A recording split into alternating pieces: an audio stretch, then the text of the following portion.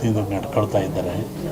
ಮೊನ್ನೆ ತುಮಕೂರಾಗ ಗೆದ್ದೆ ಬಂದು ಮಂತ್ರಿ ಆದೇ ಬರೋಕ್ಕಾಗಿಲ್ಲ, ಮಠಕ್ಕೆ ಬರ್ತೀನಿ ಅಂತವ್ರು ಅದನ್ನೇ ಬಂದರು. ಈಗಲೂ ಅದನ್ನೇ ಹೇಳ್ತಾಯಿದ್ರು, ನಾನು ಜೀವನದಲ್ಲಿ ಮಠ ಬರ್ತಿಲ್ಲ, ಎದರ ಅನ್ನ ತಿಂದು ಇಲ್ಲಿಂದ ನಾನು ಭಕ್ತ ಬಂದು ನಾನು ಭಕ್ತಿಯಿಂದ ಬಂದಿದ್ದೀನಿ, ಮಂತ್ರಿಯಾಗಿ ಬಂದಿಲ್ಲ, ಶಿಷ್ಯನಾಗಿ ಬಂದಿದ್ದೀನಿ ಅಂತ ಹೇಳಿದರು. ಹಂಗೆ ಅವ್ರು ಒಳ್ಳೆಯದಾಗಲಿ, ಯಶಸ್ಸಾಗಲಿ ಅಂತ ಹಾರೈಸ್ತೀವಿ.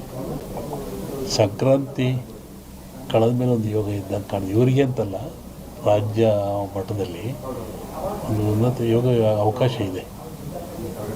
ಹೋಗಿದ್ದಾರಲ್ಲ, ಅದು ರಾಜ್ಯದ ಮಟ್ಟದ್ದು. ನಿಮ್ಮ ರಾಜ್ಯದ ಮಟ್ಟಕ್ಕೆ ಸಂಕ್ರಾಂತಿ ಮೇಲೆ ರಾಜಕೀಯ ವಿಪ್ಲವ ಆಗೋ ಲಕ್ಷಣ ಇದೆ. ನಾನು ಮೊದಲೇ ಹೇಳಿದ್ದು, ಯುದ್ಧಗಳಾಗ್ತದೆ, ಜಲಪ್ರಳಯವಾಗ್ತದೆ, ವಾಯುಪ್ರಳಯ ಆಗ್ತದೆ, ಭೂಪ್ರಳಯವಾಗ್ತದೆ, ಎಲ್ಲ ಜನ ಸಾಯ್ತಾರೆ, ಆಕ್ರಮಣ ಹೆಚ್ಚಾಗ್ತವೆ, ಮೇಘ ಸ್ಫೋಟ ಆಗ್ತದೆ ಅಂತ ಹೇಳಿದ್ದೆ ನಾನು. ಇನ್ನೂ ಒಂದು ಮೇಘ ಸ್ಫೋಟ ಆಗೋದ್ರಿಂದ ಊಹಿಸಲಾರದ ಒಂದು ದುಃಖ ಈ ಭಾರತಕ್ಕೆ ಬರ್ತದೆ. ಪ್ರಕೃತಿದತ್ತವಾಗಿ ಆಗ್ತದೆ ಮೇಘ ಸ್ಫೋಟ. ಅದನ್ನು ಹೇಳಿದ್ದಲ್ಲ, ಮೊದಲು ಹೇಳಿದ ನಾನು ಮನೆಯಲ್ಲಿ.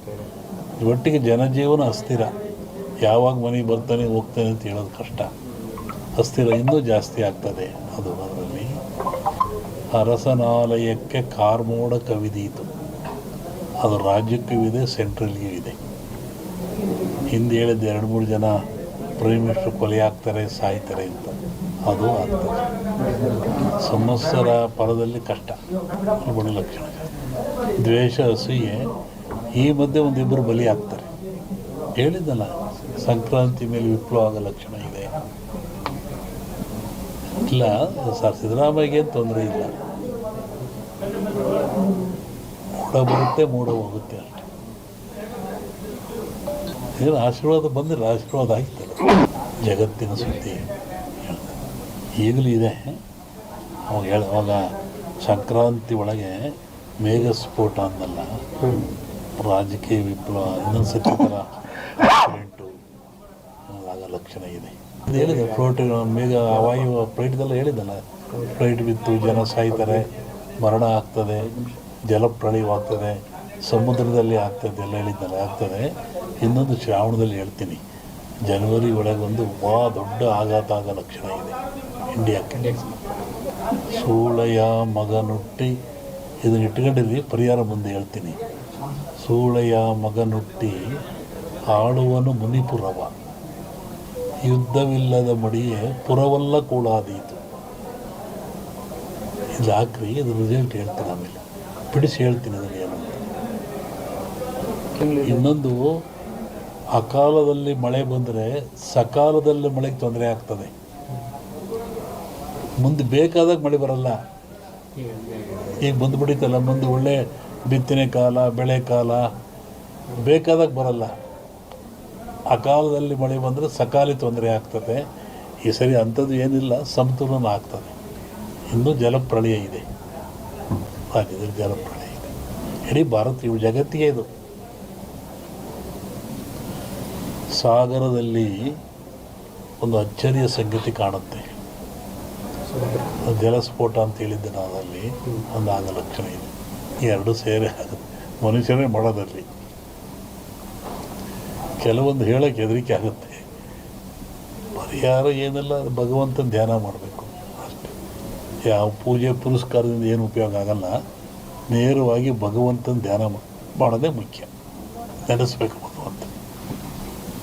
ಸೂಳೆಯ ಮಗನುಟ್ಟಿ ಆಳುವನು ಮುನಿಪುರವ, ಯುದ್ಧವಿಲ್ಲದ ಮಡಿಯೇ ಪುರವಲ್ಲ ಕೂಳಾದೀತು. ವಿಷ್ಣು ವಾಮಾವತಾರದಲ್ಲಿ ವಾಮನ ಭೂಮಿ ಕೇಳಿದ,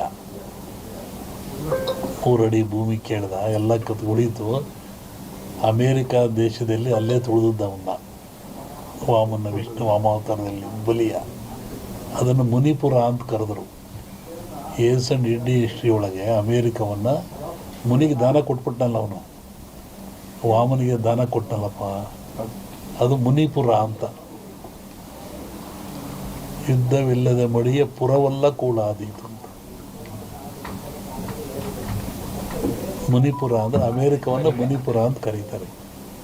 ಅದು ಅಮೇರಿಕ ಒಂದು ದೇಶದಾಗೆಲ್ಲ ಎಲ್ಲರೂ ಸೇರ್ಕೊಂಡ್ರದಲ್ಲಿ.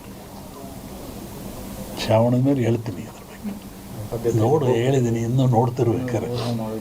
ಹಿಂದೆಲ್ಲ ಹೇಳಿದ್ನಲ್ಲ, ಮೊನ್ನೆ ಹೇಳಿದ ಕೆಲವು ಮುಳುಗ್ತವೆ ದೇಶಗಳು, ಕೆಲವು ಹೇಳ್ತವೆ, ಹೊಸ ರಾಜ್ಯಗಳು ಉತ್ಪತ್ತಿ ಆಗ್ತವೆ ಅಂತ ಮೊನ್ನೆ ಹೇಳಿದ್ನಲ್ಲ. ಮತ್ತು ಮದ್ದಿಲ್ಲದ ಕಾಯಿಲೆ ಬರುತ್ತೆ, 5 ವರ್ಷ ಇರುತ್ತೆ ಕಾಯಿಲೆ ಅದು. ಮತ್ತು ಕೊರೋನಾ ಬಂತು, ಇದು ಇನ್ನೊಂದು ರೂಪವನ್ನು ತಾಳುತ್ತೆ. ಆದರೆ ಸಾವು ನೋವು ಕಮ್ಮಿ, ಕಾಯಿಲೆ ಮಾತ್ರ ಈ ಸಂವತ್ಸರದಲ್ಲಿದೆ. ಹೊಸ ರೋಗ ಉತ್ಪತ್ತಿಯಾಗಿ ಉಸಿರಿಗೆ ಸಂಬಂಧಪಟ್ಟದ್ದು ಜನ ಆ ಥರ ಸಾಯ್ತಾರೆ.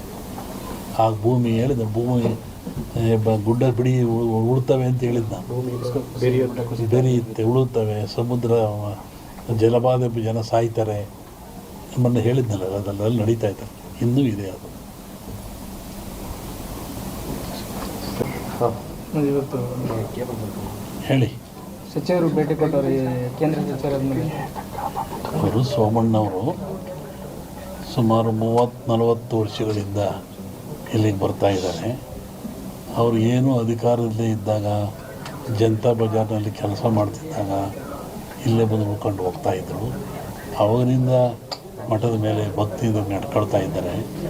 ಮೊನ್ನೆ ತುಮಕೂರ ಗೆದ್ದೆ ಮಂತ್ರಿ ಆದೇ ಬರೋಕ್ಕಾಗಿಲ್ಲ, ಮಠಕ್ಕೆ ಬರ್ತೀನಿ ಅಂತವ್ರು ಅದನ್ನೇ ಬಂದರು. ಈಗಲೂ ಅದನ್ನೇ ಹೇಳ್ತಾಯಿದ್ರು, ನಾನು ಜೀವನದಲ್ಲಿ ಮಠ ಬರ್ತಿಲ್ಲ, ಏನಾರ ಅನ್ನ ತಿಂದು ಇಲ್ಲಿಂದ ನಾನು ಭಕ್ತ ಬಂದು, ನಾನು ಭಕ್ತಿಯಿಂದ ಬಂದಿದ್ದೀನಿ, ಮಂತ್ರಿಯಾಗಿ ಬಂದಿಲ್ಲ, ಶಿಷ್ಯನಾಗಿ ಬಂದಿದ್ದೀನಿ ಅಂತ ಒಂದು ಉನ್ನತ ಯೋಗ ಅವಕಾಶ ಇದೆ. ಹೋಗಿದ್ದಾರಲ್ಲ, ಅದು ರಾಜ್ಯದ ಮಟ್ಟದ್ದು. ನಿಮ್ಮ ರಾಜ್ಯದ ಮಟ್ಟಕ್ಕೆ ಸಂಕ್ರಾಂತಿ ಮೇಲೆ ರಾಜಕೀಯ ವಿಪ್ಲವ ಆಗೋ ಲಕ್ಷಣ ಇದೆ. ನಾನು ಮೊದಲೇ ಹೇಳಿದ್ದೆ, ಯುದ್ಧಗಳಾಗ್ತದೆ, ಜಲಪ್ರಳಯವಾಗ್ತದೆ, ವಾಯುಪ್ರಳಯ ಆಗ್ತದೆ, ಭೂಪ್ರಳಯವಾಗ್ತದೆ, ಎಲ್ಲ ಜನ ಸಾಯ್ತಾರೆ, ಆಕ್ರಮಣ ಹೆಚ್ಚಾಗ್ತವೆ, ಮೇಘ ಸ್ಫೋಟ ಆಗ್ತದೆ ಅಂತ ಹೇಳಿದ್ದೆ ನಾನು. ಇನ್ನೂ ಒಂದು ಮೇಘ ಸ್ಫೋಟ ಆಗೋದ್ರಿಂದ ಊಹಿಸಲಾರದ ಒಂದು ದುಃಖ ಈ ಭಾರತಕ್ಕೆ ಬರ್ತದೆ. ಪ್ರಕೃತಿದತ್ತವಾಗಿ ಆಗ್ತದೆ ಮೇಘ ಸ್ಫೋಟ. ಅದನ್ನು ಹೇಳಿದ್ದಲ್ಲ, ಮೊನ್ನೆಲ್ಲೂ ಹೇಳಿದ್ದೆ ನಾನು ಮನೆಯಲ್ಲಿ. ಒಟ್ಟಿಗೆ ಜನಜೀವನ ಅಸ್ಥಿರ, ಯಾವಾಗ ಮನೆಗೆ ಬರ್ತಾನೆ ಹೋಗ್ತಾನೆ ಅಂತ ಹೇಳೋದು ಕಷ್ಟ. ಅಸ್ಥಿರ ಇನ್ನೂ ಜಾಸ್ತಿ ಆಗ್ತದೆ. ಅದರಲ್ಲಿ ಅರಸನಾಲಯಕ್ಕೆ ಕಾರ್ಮೋಡ ಕವಿದೀತು, ಅದು ರಾಜ್ಯಕ್ಕೂ ಇದೆ, ಸೆಂಟ್ರಲ್ಗೂ ಇದೆ. ಹಿಂದೆ ಹೇಳಿದ್ದು 2-3 ಜನ ಪ್ರೈಮ್ ಮಿನಿಸ್ಟರ್ ಕೊಲೆ ಆಗ್ತಾರೆ, ಸಾಯ್ತಾರೆ ಅಂತ, ಅದು ಆಗ್ತದೆ. ಸಂವತ್ಸರ ಪರದಲ್ಲಿ ಕಷ್ಟ, ಬಡ ಲಕ್ಷಣ.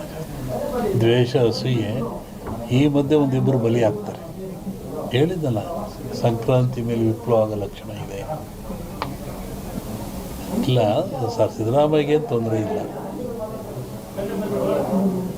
ಮೂಡ ಬರುತ್ತೆ, ಮೂಡ ಹೋಗುತ್ತೆ ಅಷ್ಟೇ. ಏನು ಆಶೀರ್ವಾದ ಬಂದರೆ ಆಶೀರ್ವಾದ ಆಗ್ತದೆ.